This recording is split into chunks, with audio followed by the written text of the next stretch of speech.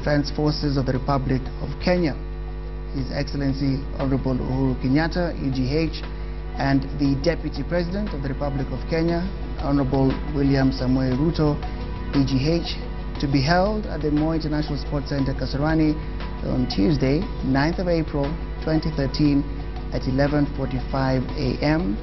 Guests to be seated by 10 in the morning.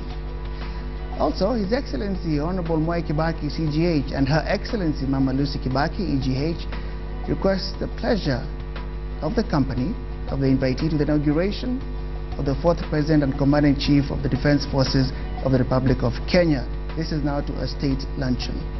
This is what it is about tomorrow. The inauguration will be a high-end, much anticipated event.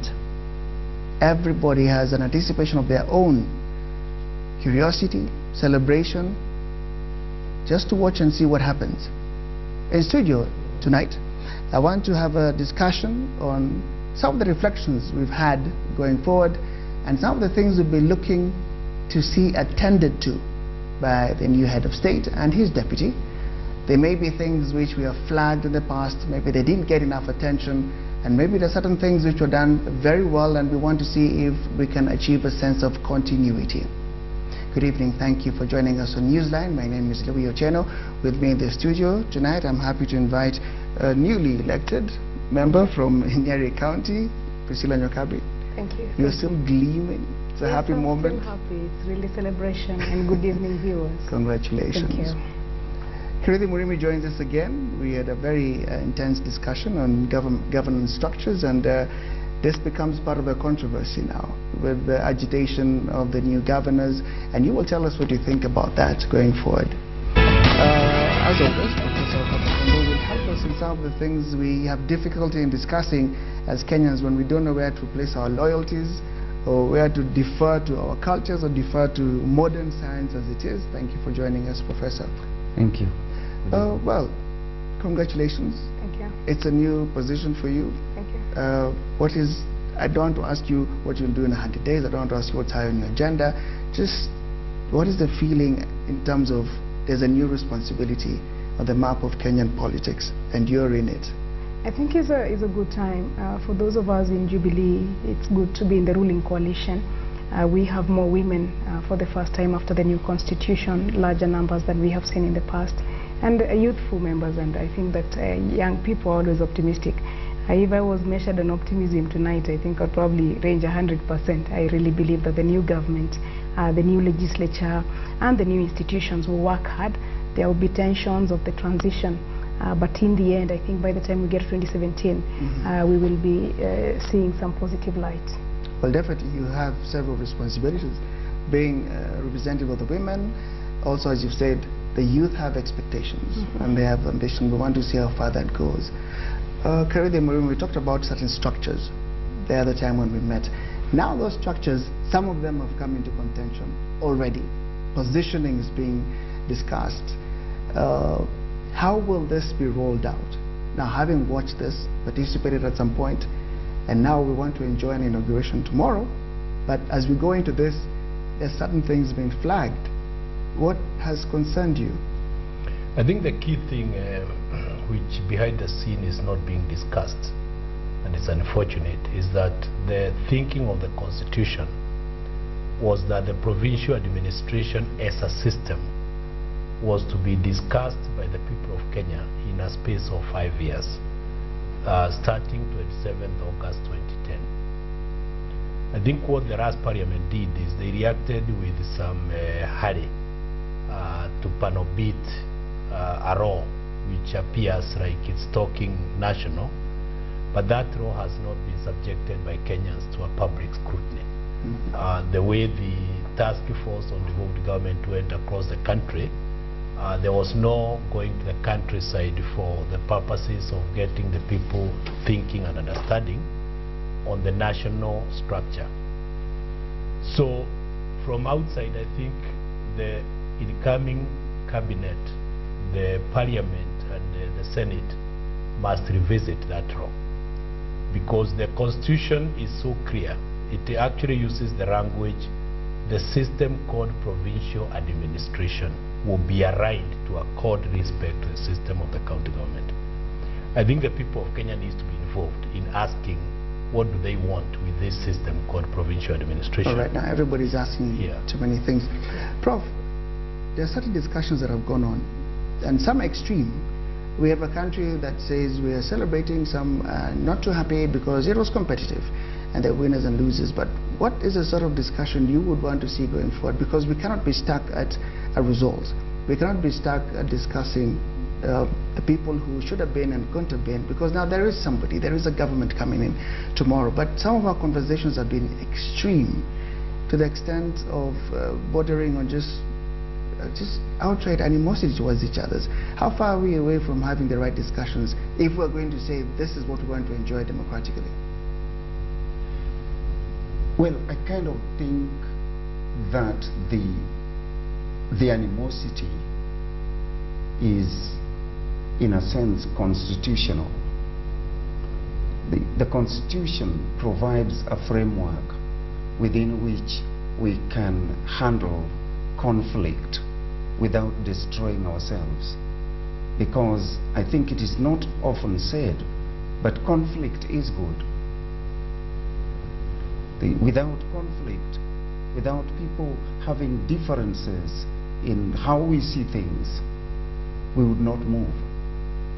But conflict can be destructive. And all these structures and institutions that we put in place, our democratic institutions, the institutions like the judiciary, institutions like parliament, they're institutions that create a framework within which people can disagree without destroying ourselves. We've never been able to even decide conflicts in the Kenyan context, aside from the English word itself, arguments in the Kenyan context. We haven't achieved a situation where we can argue. It doesn't mean we have to resort to fisticuffs or people hardening their positions. Yes, but I was going to say, therefore, that we should not worry about the disagreements, because one, we need them, and especially now we need them even more. Every time that we have a government, and if I just assume, right, on my side, I am an ODM member, okay, and we have our feelings about the election results. But let us just assume that the winner, as per the word of the Supreme Court, won. That would be a situation in which we have a very popular government, if we are to believe those numbers. Now, the danger in having a very popular government is that there is also the temptation, as we saw with KANU at independence, there is also the temptation to use that popularity to kill institutions that stand in our way. Right now, we have devolution, and to many Kenyans who are young, and perhaps those who don't read much, it looks like a new thing. But we did start with devolution, perhaps even to a more significant degree than what we have today. What happened? It was killed by a popular government. Okay? It was killed by a popular government.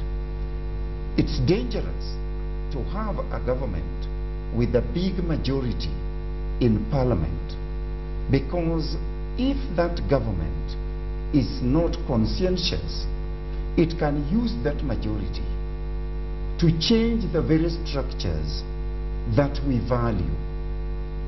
Because, accept it, people have their egos and people want their way.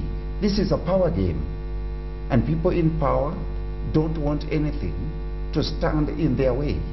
And if you have the numbers, you can damage the very things that we value. What am I saying? I'm saying that we need a very strong opposition, so that we do not go the same way that we did go at independence with a popular government that was then using its numbers to destroy the very constitution that brought it into power. Right. What kind of interaction do you anticipate? This has been raised in several quarters. For me, it's one of the arguments which I feel, yes, should be discussed. I've been afraid of other arguments because the contention has been tribal. The contention has just been personality-based. But now there is a very contention in terms of what do the numbers in the August House say? I think there are two sides of the same coin. One is that the numbers can allow you to do the positive. Because when you have the numbers and a manifesto like the one that the Jubilee has, it means that you can move the country forward. Because every measure, if you've got a good budget, taking care of the youth, taking care of the women, taking care of the governance, then you can move the country forward because you do have the numbers. And remember, these numbers are not absolute. None of the parties has what we call a supermajority. A supermajority is 2/3. So luckily, in terms of constitutional law, none of the sides has a 2/3 majority. Both sides, you saw the election of the speaker. We had to go for several rounds because none of the sides could produce a speaker in the first round. In fact, only no steamroller. There is no steamroller, and you know that the constitutional changes in terms of thresholds are really a supermajority, not just simple majority. So what the Jubilee side has is a simple majority sufficient to run government. But what has also happened in terms of the history of this country, the changes to the constitution are not as easy to come. We have had painful lessons of constitutional changes, some drafted in the morning at 10 o'clock, passed in the afternoon by a majority parliament, like the one we call the Ngei Amendment, where the president wanted to forgive his friend so he could run for the election. The age of the president, again, there was always a contention, what was the magic of 35 years? There really, you know, no biological reason could be found to explain why Kenya put 35 years other than... it was actually somebody was going to be blocked out of an election because they were below 35 years, then the constitutional changes were made. So we have had a painful lesson in terms of constitutional changes. So luckily the constitution we have now doesn't even lend itself to those whimsical changes. There are clauses like the term of the president. For example, if the majority now that we have Uhuru Kenyatta, after 10 years, he feels like maybe I should continue. The constitution doesn't allow him. President Kibaki couldn't have continued even if we wanted him to, because this 10-year term limit is a referendum question. So there's a lot of protection around changing the constitution by a majority parliament. But I think that the majority, for me, in terms of the optimism we have with delivery of a service and delivery of devolution and delivery of a country to meet its economic level with the other African countries, we can only move forward. So the majority will not be a majority, you know, for the wrong reasons, but rather a majority to move the country towards development. How does this reflect in your economy, Remy? How does this reflect in the argument we've had, structure of government, I think synergy in government? One of the secret which is out there and is being discussed in a very open way. Parliament may have had the usual 2/3 protective number, so they may not be able to misuse their power.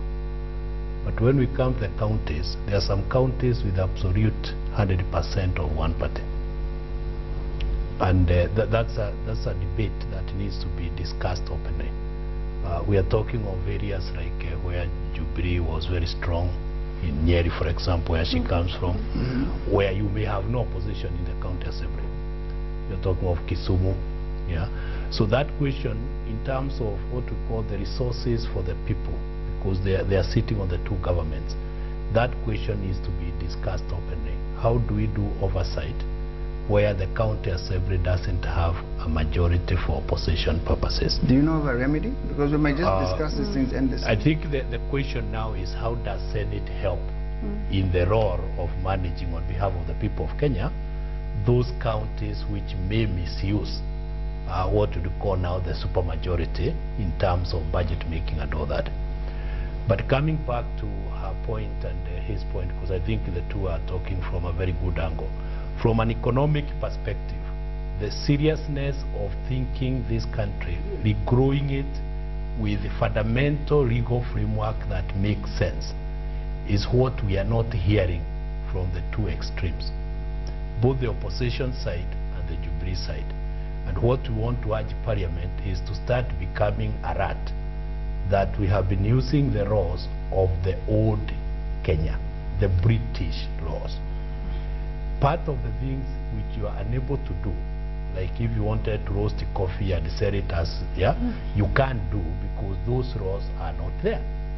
So what I would urge is that this parliament needs a spirit of togetherness to tackle fundamental restructuring changes of the law so that you modernize the country. If you look at Companies Act, we are sitting on 1948 equivalent of the British law. So even if I wanted to give shares to my son, the process of giving the shares is so archaic that by the time I finish it, the legal money I've spent is too much. As opposed to countries like South Africa, which have now modernized what we call family share transfer, private company type of limitation. You cannot have an audit if you are just a small instead of a big company, those type of things. So much as we are talking, we'll give this to the youth, the legal structure that this country is sitting on is very, very old. In fact, there's a time we met the two principals, because they are still the two principals until tomorrow. Until midnight. And we were helping them to understand. You have a software which was thrown away by the owners. And that's the one you are running this economy with. For this country to change, we need the MPs, all of them, to sober back, leave alone now the party structure, and come back and look at the people needs in a very radical, open way. Prof, that challenge, as you respond, brings me back to what has been discussed. I think it's just discussed at a very, how would I say it, it's just superficial. The whole discussion about send them there to discuss issues. Send Priscilla to discuss issues that will embrace the things that Kenyans want to see going forward. Do you see that sort of goodwill, the sort of political will checking in to this house? Because these people, they didn't fall from the moon. Some of them are just the same old fellows we've been dealing with. What is going to change the dispensation now? So that we may think, as Remy is saying, start getting us from 1948 to at least 2013. I think that there is going to be no change in terms of the Kenyan style. I think we are still going to have the same power games that we know. I think that the ruling party is going to try to cannibalize the opposition and increase its majority, because power means more food. And I don't want to talk about a Kenya that I have not seen. The Kenya that I have seen will be exactly like what happened at independence.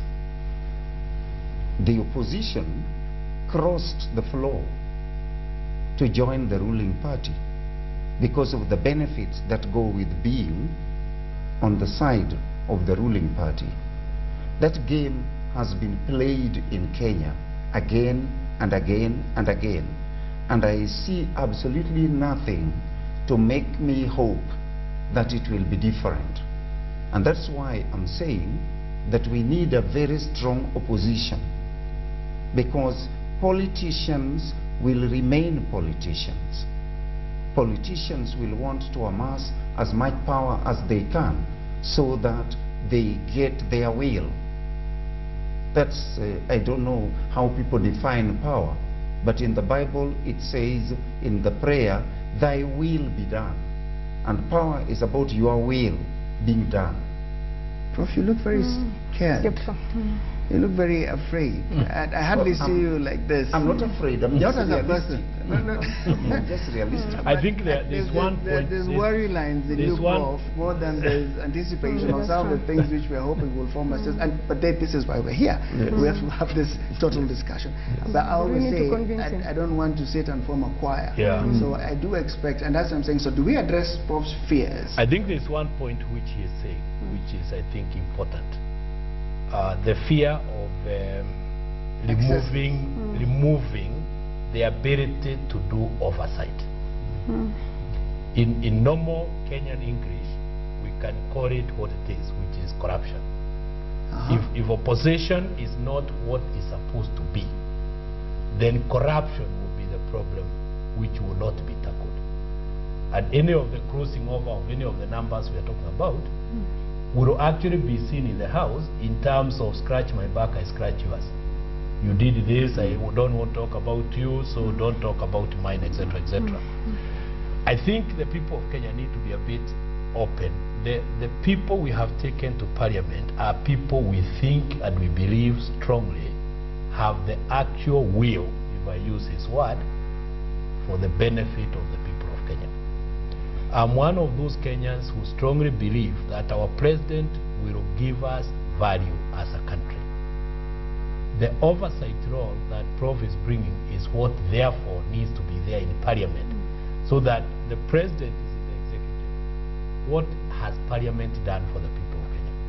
So my friend here will be going back to Nyeri and saying, the time you put me, I made sure there was no corruption for your money. If parliament can close the gap of corruption, then the question of delivering on the Jubilee Manifesto will happen. Priscilla, you've given me a very sound argument to check the excesses of the National Assembly. But the steamroller we are thinking has been parked for good will actually kick into gear in Nyeri. How will we check you people in Nyeri? And not just Nyeri, but any areas we've been told which had one party taking everything. Well, how would you do this? I think that there are many ways, and I started by saying I'm very optimistic myself with the new laws that we've passed, because if you look at a lot of the new laws, they are new centers of power. And I think we are forgetting the judiciary as a new center of power, which wasn't always there in our history. Remember, the first part of getting the executive government to be completely authoritarian was to kill the judiciary, to have contract judges, to really meddle with what the judiciary was doing. And in essence, actually, we didn't have much of a judiciary to speak about. So now we have a judiciary that is alive and kicking. And that does create another center of power, that parliament can pass laws, but the judiciary can't come and say that the parliament is wrong. We've seen the judiciary come out and say, Mr. President, you have not made these appointments in accordance with the new constitution. So that will continue.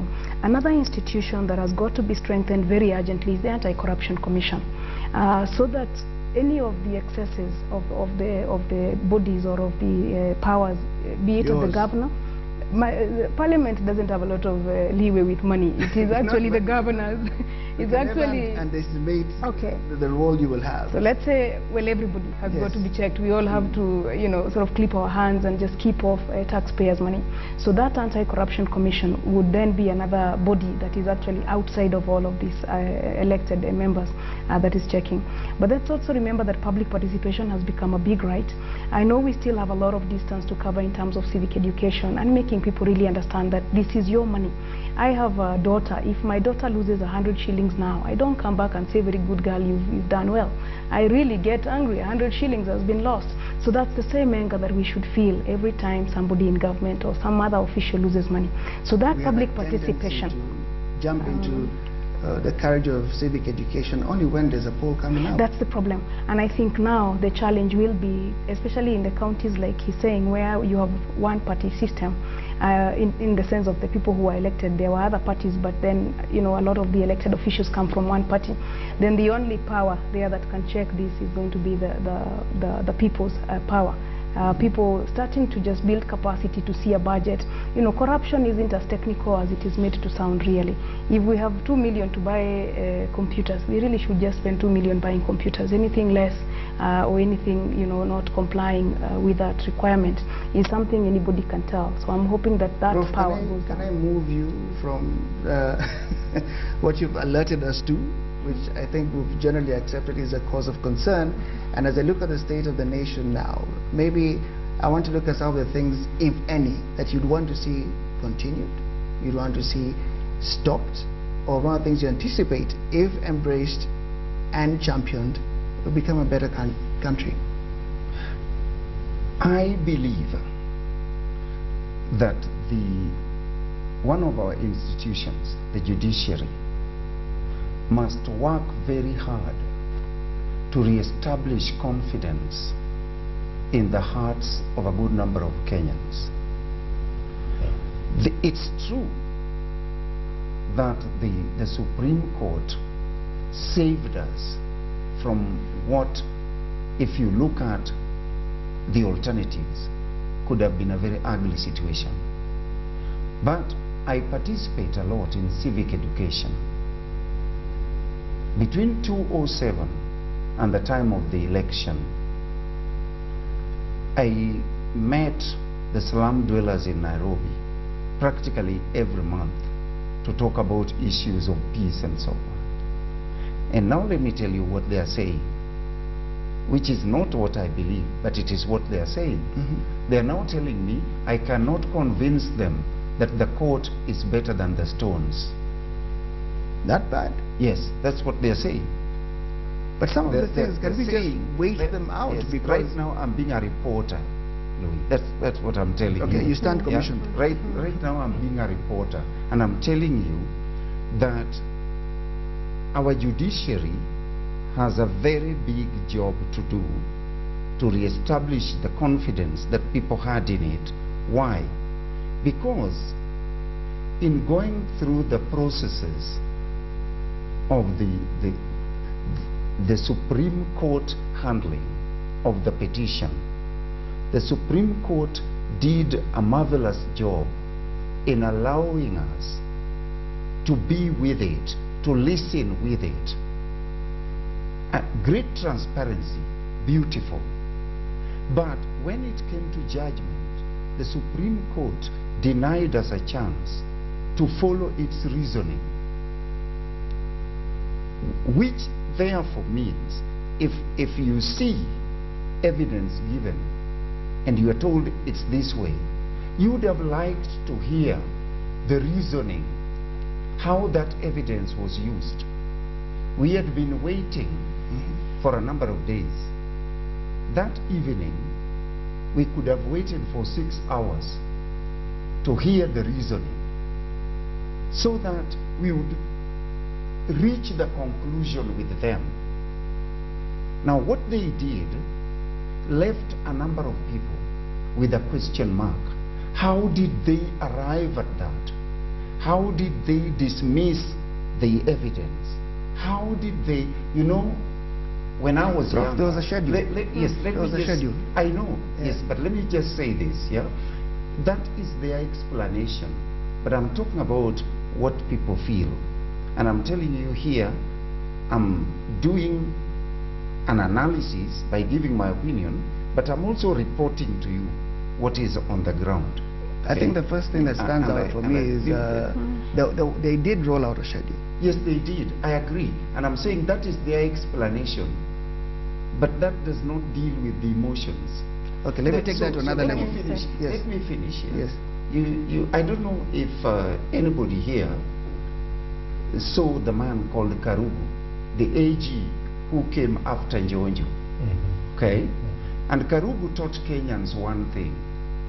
Karugu spoke in Parliament when there was a case in Mombasa about some Kenyan lady who had been killed by a tourist. Yes. Yes. And when Parliament raised the issue, Karugu said, it is not enough to do justice. The justice needs to be seen. And what I'm reporting to you is that many Kenyans did not see the justice done.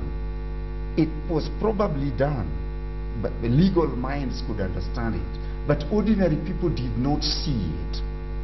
And because ordinary people did not see it, the judiciary has a big job convincing Kenyans that it can deliver justice and not just law.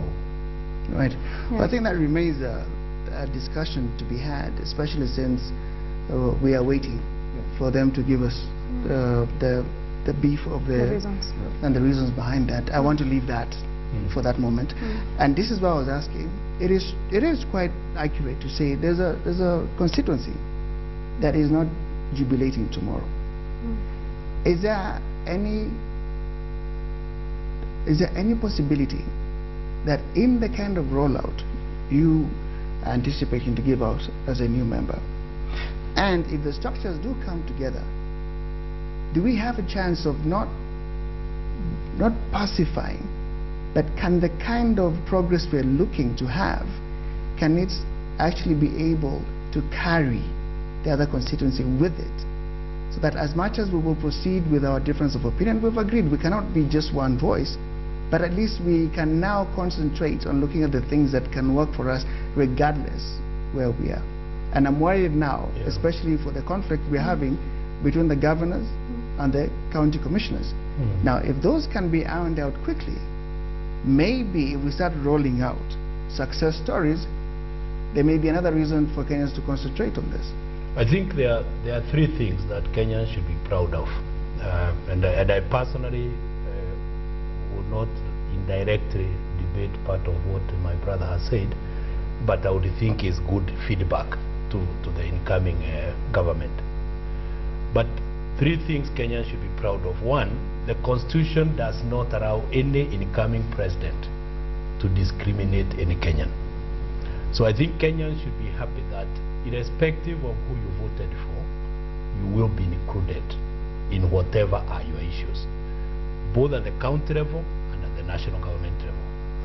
Number two, Kenyans should be alert, specifically on Article 129, that the President of the Republic of Kenya, as the head of the executive, the Constitution says he must carry out all his functions for the benefit and the well-being of the people of Kenya.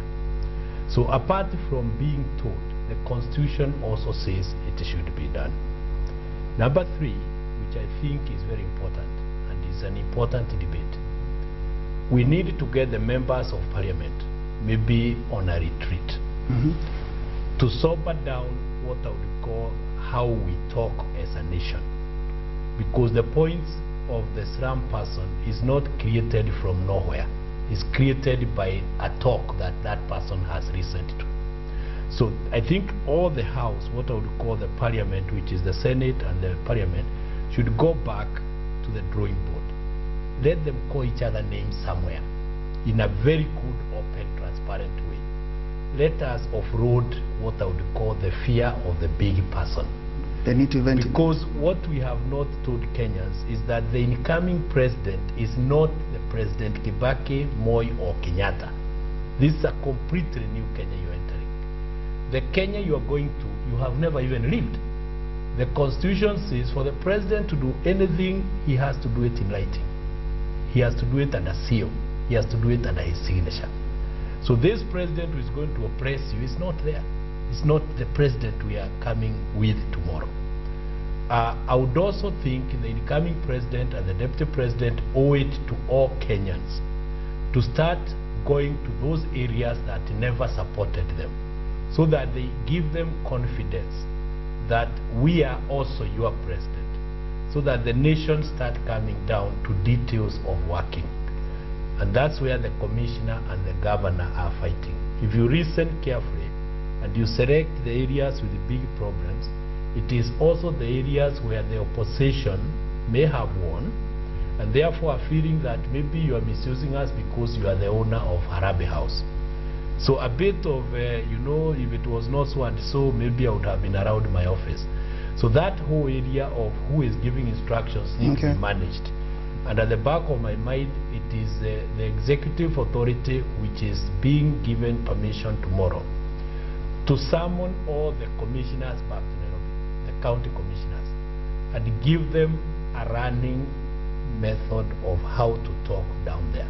A new brief. Because the word governor is not in dispute, it's in the Constitution. Right. And the worst you can do is a governor, if we want to be a bit practical, a governor sitting in an opposition area, feeling like you are telling him because you are inside Harambee House.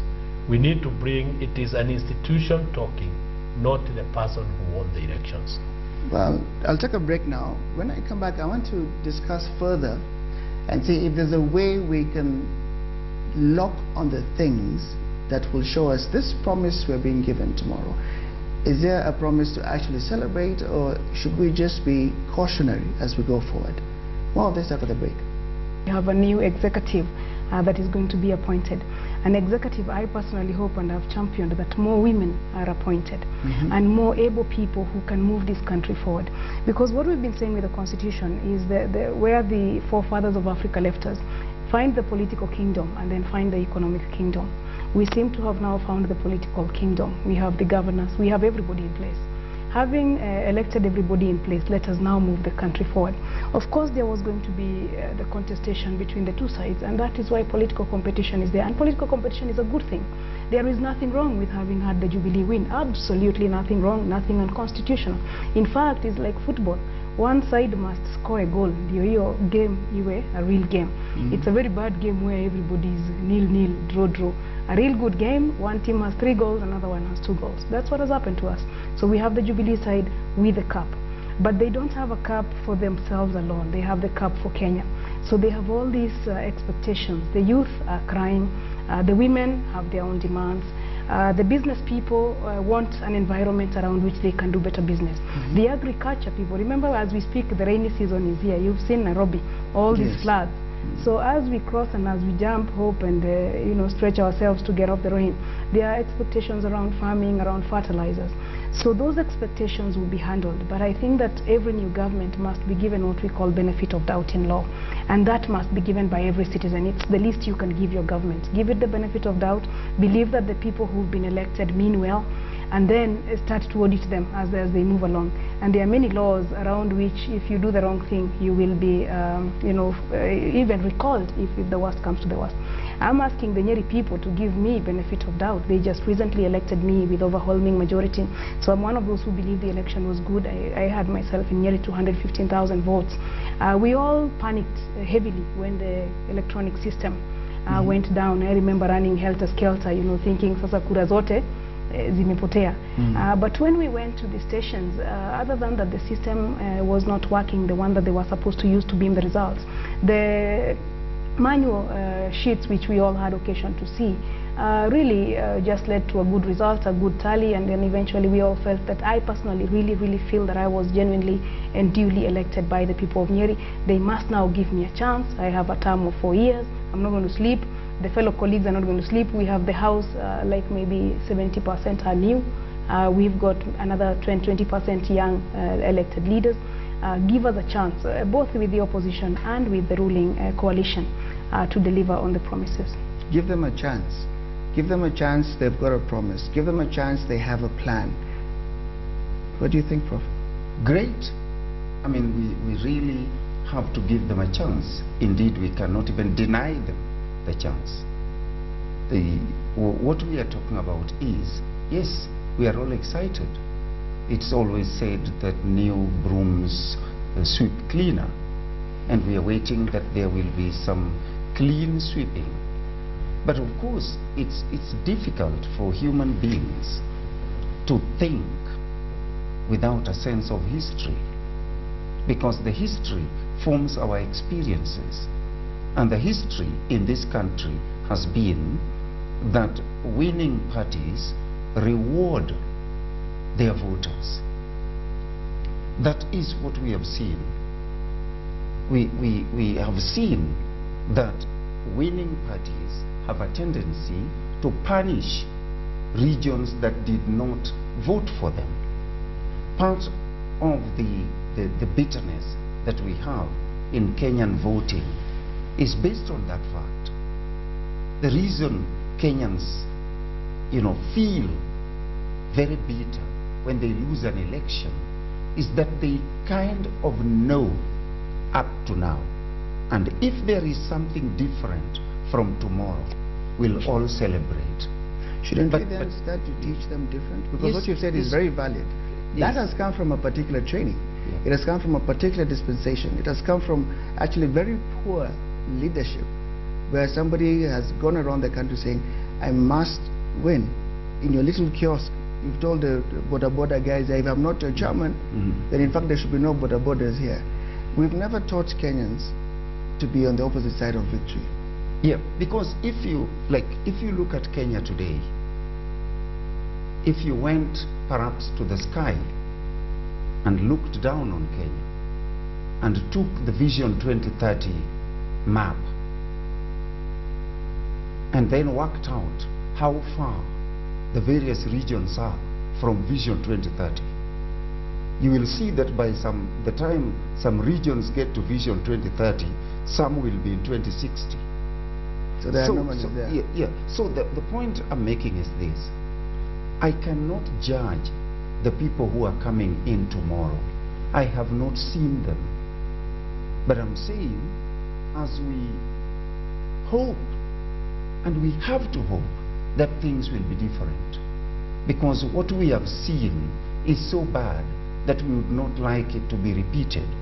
But you must ask ourselves, when you see people committing suicide because their candidate has lost, it's because of the pain that they associate with that experience. Because Kenya is not starting today. So, Prof, if I sent you back to the Kenyans you were speaking to, would you be able to tell them, as much as their fear is based on actuality, because we cannot dispute that, but now we are moving into a new dispensation, would it be good enough to tell them, how about benefit of the doubt? Yes, I would like to tell them. I would like to tell them to give the new leaders who are coming in tomorrow the benefit of the doubt. I would like to hope with them. Yeah? I would like to hope with them. But, you see, no student of social science will interpret things by totally ignoring history. That's what I'm telling you. Okay. Part of that for me... Let's be a bit open, Prof. Yeah? Yes. Because, you know, we may over-discuss something which is not necessarily there. The history that we are talking about is what informed what we call the Constitution. Yes. The reason the referendum was heavy is because we were rewriting our history. Exactly. I think it's time we start telling a slum dweller, for example, that you have a promise within the Chapter 4 on human rights on decent housing. Any parliament that we are calling the today's parliament has to give you that right. Now, whether they will give you in 1 year, 2 years, in 5 years, but it will still be given to you. The point I'm making is that if we are not careful, our MPs will live in the yesterday and they walk us backwards instead of walking the history we have rewritten. The Constitution on 27th August 2010 is a complete new slate for Kenya. This history that we are talking about, if we just talk specifically to the slum dwellers, the Public Finance Management Act, which is the first item for you people as members of Parliament, requires that Parliament must go to the people to be able to pass the budget of this year. That slum fellow, whatever he wants must be included in the budget. They have a member of Parliament. I want to appeal to all the slum people. Get that member of Parliament working for you. Because the Constitution says he must come and get what you want done. You are sitting in an area, remove the word opposition in your mind. Parliament has an equalization fund, which is constitutional. Where are the discrepancies of development, which we want to negotiate? Yeah. Let me now just remember, just a minute, the thinking of the equalization, the constitutional thinking is that we need 20 years to do it. So you have the language of in 20 years this equalization will happen. So the question we are asking, and some of us have asked the Commission of Revenue Allocation, give me the road map of this country. Tell me the following are the areas with no road. Let me, as the person with the road, sacrifice government money on my side to get that area without a road, get a road. But also internalize the thinking of Article 203, which requires economic development of the county to agree with the way we are developing these people. Because some of these things are not academic.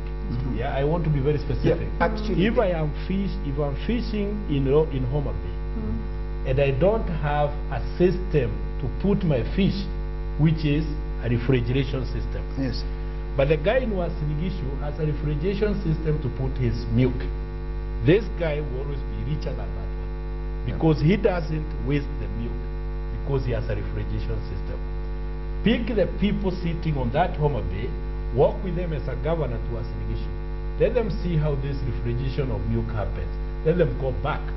Then tell the county assembly, we want in your budget to see this thing there.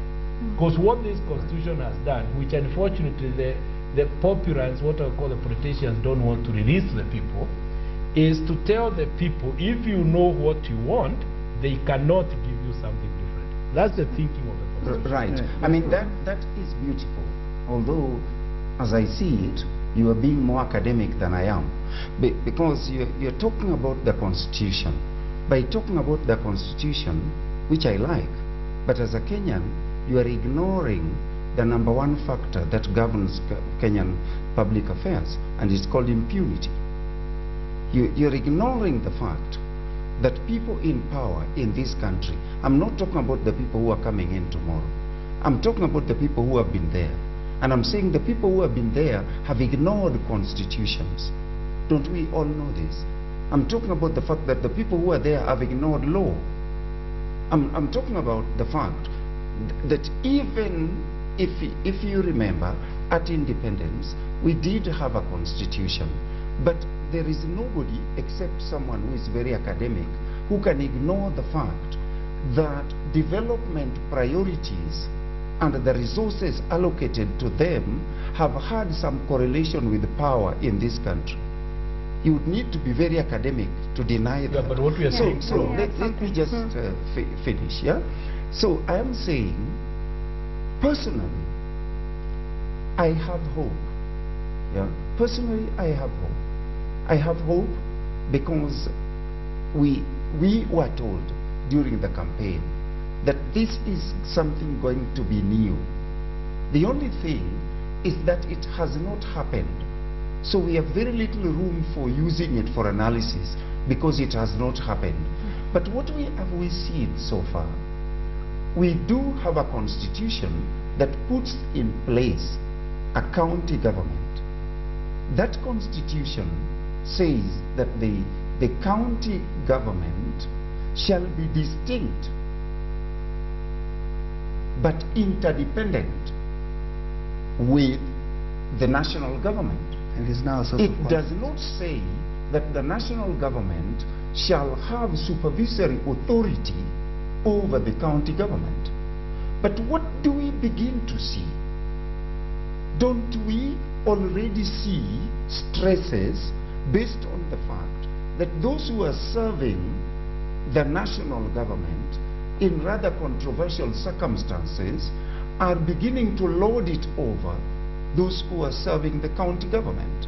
So I am saying that is just like a few months. Give it 5 years. So don't think that I am not hopeful, but it is foolhardy to be hopeful to an extent that ignores the reality that you know. And I'm saying there is something disturbing about our reality. Yeah? There is something disturbing about our reality. I am saying that we have people right now ruling, although there is a court, you know, a judgment saying that they are there illegally.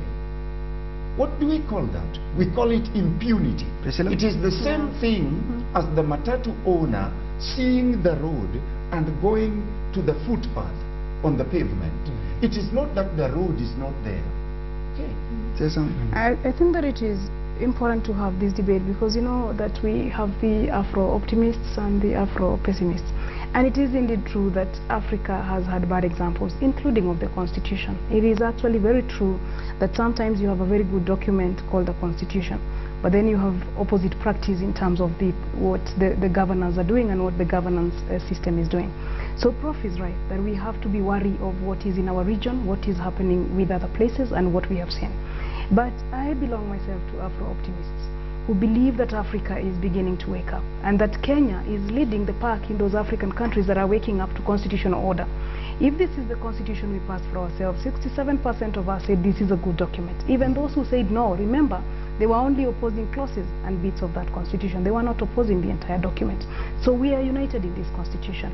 And having been united under this constitution, we have to believe that it now has teeth. This is not the old constitution. Remember the old constitution, although it had teeth, over time those teeth had been, you know, makali imekatwa, haina makali, ilikuwa makali imekatwa. Sasa hii iko na makali. Hii sasa hii ni kama wembe. You just touch a small clause like the discrimination clauses he's talking about. You don't even need to go to the governor who's discriminating you. You don't need to go to the executive that's discriminating you. You need to go to the court, and the court will really reverse the decision.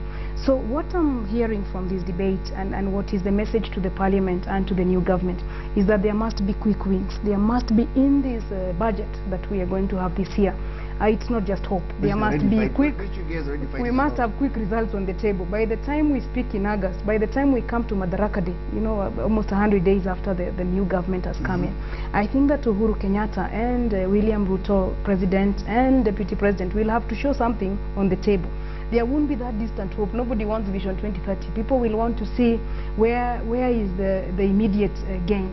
Not everything can be achieved, of course, at once, but I think that the message I hear from this, and as we go to the budget hearings and to the budget proceedings and to making new laws, is that there must be quick wins. Really, in the first 100 days, we must be able to put 1, 2, 3 things on the table, so then people can know it's not just foolish hope. It's not just hope that we're asking for. We're asking for hope because we are committed. And I like some of the things that the Jubilee leaders were able to do, like for example the stimulus program, which I was able to see actuated in my Udaya constituency through the money that was given to schools, quite a bit of money that can go to every single constituency, you know, like CDF.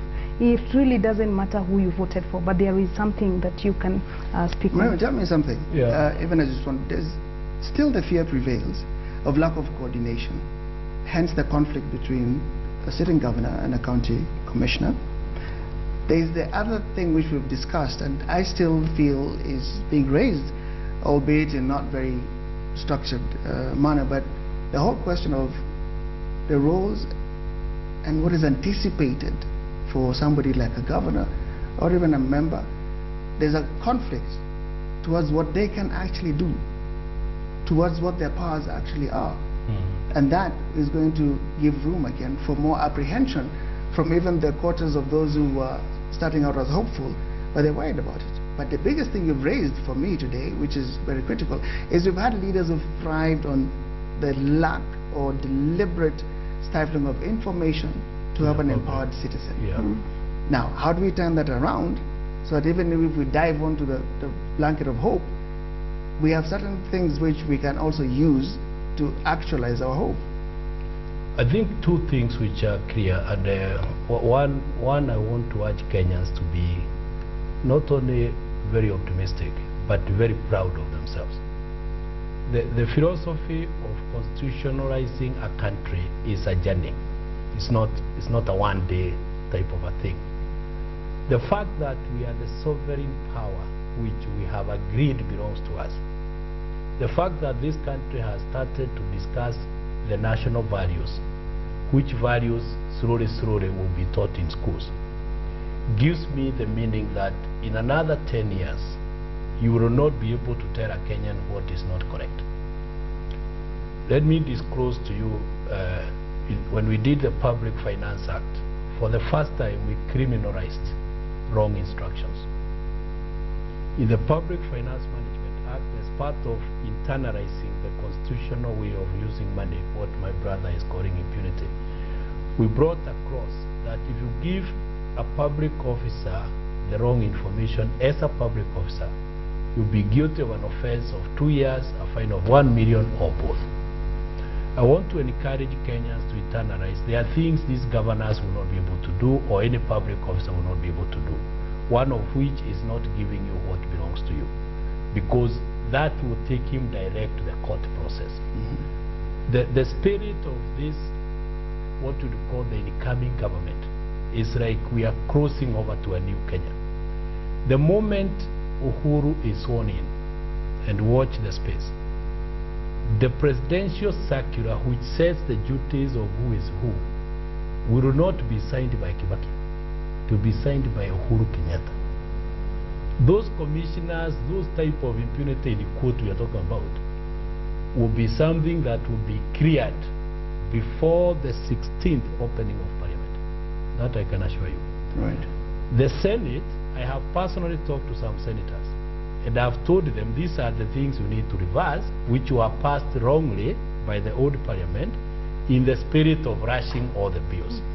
So we have senators already working on amending some of these national things which we are talking about. The other thing Kenyans need to be alert, and very, very alert. We are being forced to over-discuss 15%. The county governments are entitled to 15% of national revenue. The national government is not allowing you to understand the 85%. That's where the corruption is. This game you are hearing of, you are allowed to do this, you are not allowed to do this, is actually a procurement battle.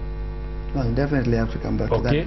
Well, so in short, what I'm saying is, we have quick bites, but those quick bites for all listening Kenyans is between today and the 30th of April. Because that's the period the Constitution says the budget will be made. Right. Immediately after 30th of April, these members of parliament are supposed to come to you as an ordinary Kenyan. The governor and his county executive are also supposed to come to you on the county assembly budget.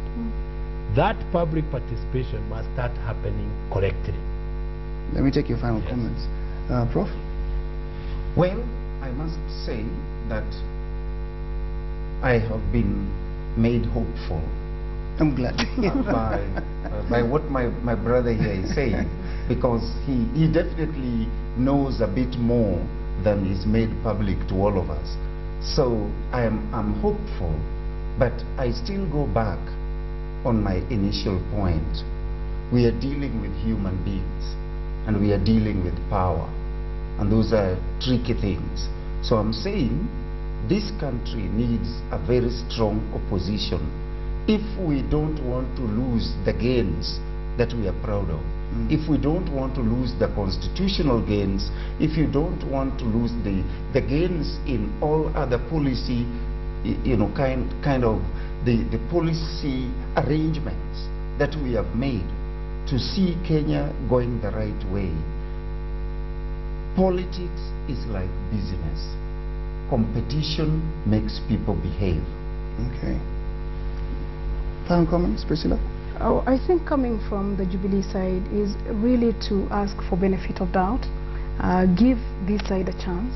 We have a strong manifesto, and I think more importantly also for the Jubilee, in the TNA that I came through myself, I am a new person, completely went to elections without money, and I sit here as an elected member of parliament. I think that there is hope for this country. I think that the new leadership will try to prove that it is worth of that hope. And I think that when we come for the next discussion, and I hope you will invite us, we can speak about the priorities for the country, water, the jobs for the young people, the economic development. I hope that this is the last conversation we have on political governance, so that now we can move more to the economy and to the problems that really matter. I mean, the woman in the slum wants to know when she's leaving the slum. I don't think it is important for her to know who's the governor and who's the commissioner. What it is more important for her is, when am I leaving this slum, when am I getting water, when am I getting education. So I'm hoping that, increasingly in the next very few months, we move our political debate to that level, so that when we debate in the House, we are not worrying about who's in opposition and who's in Jubilee. We are worrying about which is the best strategy for finding housing. Are we building flats or are we building? That's a better conversation, and I hope that that's where the parliament is going to move to. Last word? To me, the last word is for us to be clear that this country is sitting on above 50% poor people. That means people who cannot afford a basic meal. So it's important that the incoming government addresses what we call the mass of poor people in this country. That address should not be based on promises of I'll give you money. It must be based on I'll give you a way of creating wealth. So I'm happy in terms of the Jubilee Manifesto that creating wealth has been identified, but I would want that creation of wealth to be translated to practical issues. First, a real government, and I'm looking forward to Uhuru and Ruto practically dismantling the national government completely and creating a system of government which is going to be unique. We have a lot of political offices which were created in 2008 in the names of secretaries, financial secretary, agricultural secretary, all those type of names. We need the government to be read so that money is released for what it belongs to. And finally, it's important that as we come into what we call the new Kenya, the fundamentals of Article 10, which are the values of this country, especially inclusiveness, unity, sustainable development, addressing the marginalized, becomes practical and real. We need to understand as an economy that if you don't unlock Northern Kenya, if you don't unlock the tanners, you cannot be able to sustain the developments we are talking about, because the current KRA tax correction are equal to the actual wages we are paying. So we literally need to revive our thinking tomorrow. So I'm looking forward to my sister and her colleagues in the parliament to give attention to what are those old laws that have made Kenya not to move forward, which we need to change, yes, and be able to sell. If you look at just a simple example, to give you an example, if you take a CD as an artist and you want to convert it now to a movie to export, you have to pay a tax. Now, some of those issues is what make China and Nigeria bring all their movies to us. Which is why I need to keep talking to you as we go forward. As you've said, Priscilla, correctly, we need to have not just a checklist, but we need to have a to-do list which we can measure against, and we need to go to see if we can move beyond just benefit of the doubt to actually celebrating a new dispensation. Tomorrow, you may sit back and watch as a citizen. You may sit back and enjoy the event as a citizen. But from what you've heard in this discussion tonight and what you've heard from other inputs, we've done a lot of work putting this out for you. Even as a station, as you watch KTN, you will discover there's one thing you will need to do as a citizen. You will need to participate. You will watch tomorrow, and that will be the last time you will sit on the buy sides and watch things happening, because if you want to be part of the things you're talking about, you want to make sure there are no excesses, you want to make sure that your tax is utilized well, you cannot spectate anymore. Tomorrow is your last day of spectation, so enjoy it. After that, let's go to work. Have a good night.